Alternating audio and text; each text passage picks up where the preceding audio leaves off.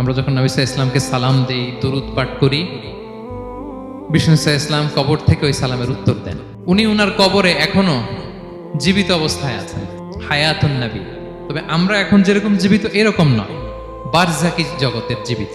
তিনি ইন্তেকাল করেছেন, মৃত্যুবরণ করেছেন, তিনি বারজাকি জগতে চলে গিয়েছেন, কিন্তু সেই জগতে তিনি জীবিত। আল্লাহ তাআলা ওনার রূহটাকে ফিরিয়ে দেন। সাহাবারা বললেন, ইয়া রাসূলুল্লাহ, কিভাবে আপনি উত্তর দেন? আপনার দেহ মাটি খেয়ে ফেলবে না? রাসূল সাল্লাল্লাহু আলাইহি ওয়াসাল্লাম বললেন, ইন্নাল্লাহ তাবারাকা ওয়া তাআলা হাররামা আলাল আরদি আজসাদাল আম্বিয়া।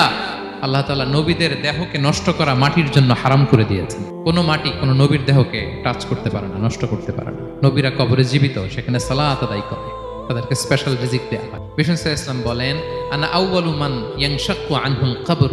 কিয়ামতের দিন ময়দানে মাহশারে, হাশরের ময়দানে সর্বপ্রথম আমি কবর ফুঁড়ে উপরে উঠে দাঁড়াবো। এবং হাশরের ময়দানে উনি কোথায় দাঁড়াবেন? ওনার জন্য একটা স্পেশাল জায়গা থাকবে, জায়গাটার নাম হচ্ছে মাকামে মাহমুদ।